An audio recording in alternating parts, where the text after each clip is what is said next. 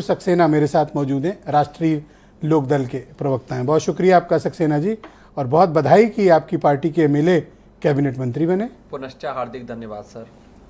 क्या ये बताएंगे कि आपके विधायक किस गठबंधन से जीत कर आए थे? सर, किस सिंबल पर जीत कर आए थे ये महत्वपूर्ण होता है, और किस विचारधारा के पोषक है ये महत्वपूर्ण होता है।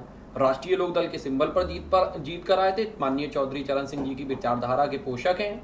आम जनमानस के मुद्दों पर उन्होंने संघर्ष किया, और उसी संघर्ष की परिणति मिली कि हमारे केंद्रीय नेतृत्व ने, चौधरी जयंत सिंह जी ने कहीं ना कहीं उत्तर प्रदेश सरकार में उनको अपनी पार्टी का प्रतिनिधित्व करने के लिए ये अवसर प्रदान किया। अपने सिंबल पर जीत कर आए हैं, तो जो दो अगर जीतेंगे तो भी अपने ही सिंबल पर जीतेंगे, उसमें बीजेपी का कोई योगदान नहीं होगा। सर, गठबंधन के हम लोग साथी हैं, सिंबल हमारा स्वयं ना सर, एक सेकंड रुको सर, गठबंधन अरे हमारा रुको है, गठबंधन एनडीए। भाई साहब रुक जाओ एक सेकंड, अभी क्या बोले थे?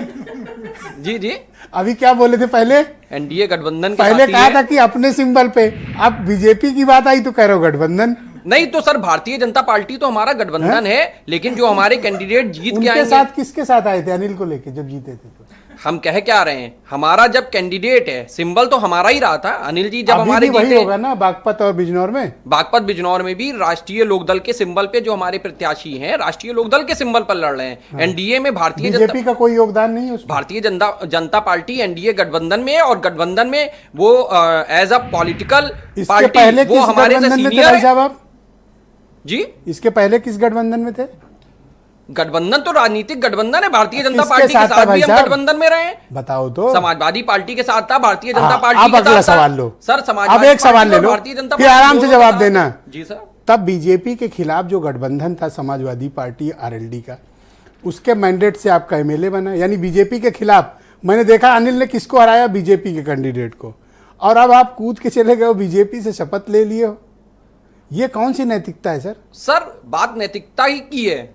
सबसे बड़ी बात क्या है? लोकतंत्र है सर। लोकतंत्र में, एक सेकंड, लोकतंत्र की बेइज्जती ना करो सर। लोकतंत्र में समाजवादी पार्टी ने कहीं ना कहीं, समाजवादी पार्टी जो है वो लोकतंत्र का उपहास उड़ाने की स्थिति में है। ये कब पता चला? सर, ये तब पता चला जब हमने कैबिनेट की शपथ ग्रहण कर लिया। अरे मैं तो स्पष्ट आपके चैनल पे कह रहा हूँ, जो बात आप कह रहे हैं सीधी सी बात है सर। एक सेकंड, सत्ता में सर क्यों आए? केपी मलिक कुछ कहना। सत्ता में क्यों आया? मैं सुन लो भैया, एक सेकंड, सक्सेना जी की बात पे कह रहा हूं। सर, हम लोग सत्ता में क्यों आए? बार बार हाथ उठा रहे हैं, कुछ कहना चाहते हैं। सत्ता के लिए करते हैं सर, और सत्ता में भागीदारी करेंगे तभी हम अपनी विचारधारा को लागू कर सकेंगे। केपी मलिक पश्चिम यूपी के ही बड़े पत्रकार हैं।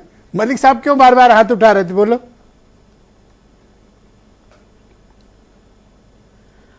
नहीं ब्रजेश जी, देखिए ऐसा है कि जैसे अभी सक्सेना जी ने कहा कि जो लोकतंत्र है उसका ह्रास हो रहा था, उसको बचाया है इन्होंने भारतीय जनता पार्टी के साथ गठबंधन करके और शपथ लेके।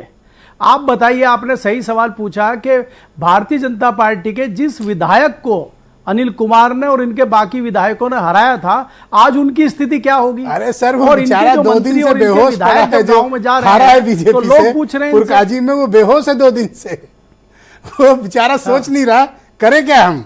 तो वही तो बात है ना जी। नहीं, वो लोकतंत्र की चादर ओढ़ रहा है, अभी लोकतंत्र की चादर ओढ़ रहा है, और वो देख रहा है कि कहीं दूसरी पार्टी में उसको मिल जाए, क्योंकि अब तो जगह फिल हो गई है इधर, तो वो अपोजिशन में जाके लोकतंत्र बचाना चाह रहा है। ऐसी स्थिति भी है कई जगह।